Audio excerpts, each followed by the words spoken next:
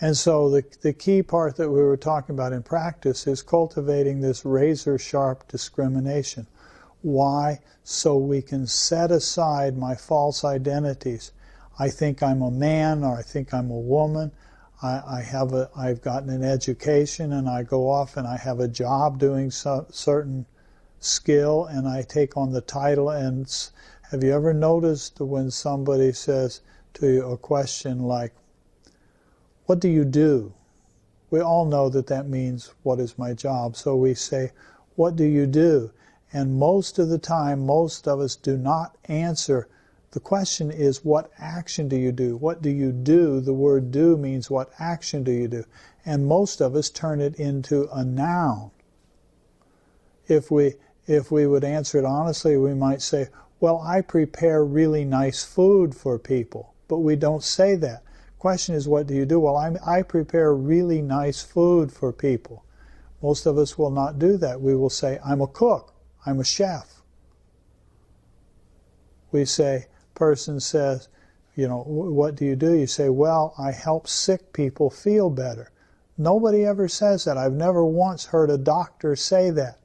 The person will say, you say, "What do you do?" They say, "I'm a doctor." Somebody uses mathematics and computers and all to design something physical. They're an engineer of one kind or another. And so automatically we say, "What do you do?" Instead of saying, "I design cars or airplanes or whatever it is you're making, or computers," instead of saying, "That's what I do," we say, I am an engineer. Or if it's computers, I'm a programmer. And so then, in a sense, we fall asleep into those identities. So we're using this razor-sharp discrimination to see beyond these. There's nothing wrong with saying that I'm a cook, or that I'm an engineer or a programmer. It doesn't matter. It's not a major criticism. It's not about changing our language, but it's noticing the subtlety with which we take on actions and we turn them into identities. We don't just drive a car, we become a driver.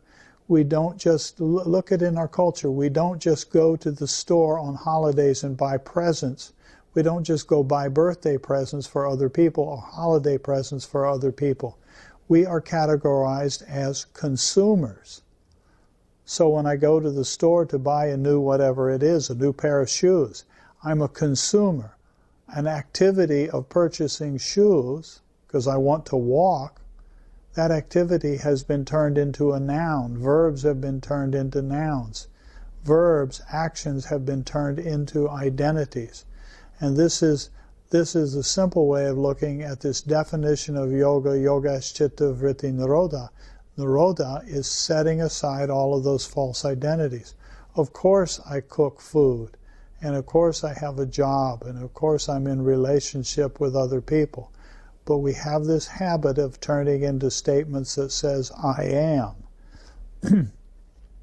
Now, when we talk about "I am this or that," when we talk about the stage of this that we're heading towards in talking about the contemplation of Vedanta, then we're going to do a lot of contemplation on the habit of saying "I am" and the aspects of mind that do this labeling. But here, we're simply trying to sit quietly for meditation. We're trying to do this business called nirodha.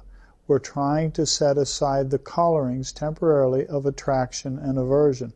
So when we go to sit on our meditation seat for a few minutes, I'm not a cook, I'm not an engineer, I'm not a programmer, I'm not a parent, I'm not a child. None of these identities are who I am.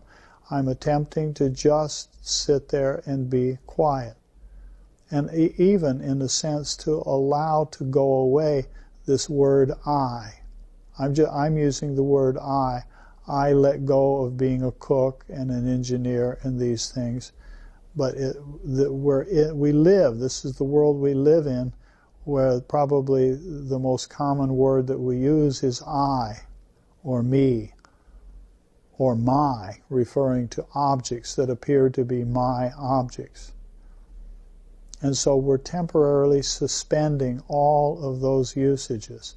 And how do we know to suspend it? Again, it comes back to that viveka word, discernment, discrimination. And then gradually we learn to apply this discrimination, this razor-sharp attention and discernment or discrimination on different levels of our being. We start with gross objects, such as the donut that I mentioned before. So we sit down for meditation and donuts come to mind. And so we may start with the gross level of learning to let go of donuts, and then gradually let go of other identities. And then at some point along the way, we may start to have an insight that I'm slowly letting go of all objects of the world for those few minutes while I'm sitting for meditation. Why is that important? Because what I'm trying to do is experience pure consciousness, the consciousness that is behind the word I or me or mine, because that is what is usually called the self, the capital S self, using English, which is called Atman or Purusha, most easily understood as something like pure consciousness. So I set aside, set aside, set aside. I set aside the coloring.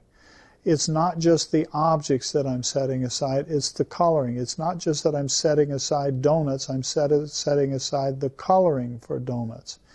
It's not just that I'm setting aside the memory of my work day in which I was an engineer or a cook doing whatever I was doing. I'm setting aside the coloring of attraction or aversion that may have come from my work day. And then what happens is then streams of memories come, but they're neutral. They're not colored with attraction or aversion or anger or fear. They're just totally neutral. Just thoughts are coming and going and coming and going, but I'm not engaged in them. I'm not getting sucked up in them. And when I'm able to pull that off, I'm moving towards the ability of consciousness standing alone. And this is the process that we're doing with meditation that is captured in the stream called yoga.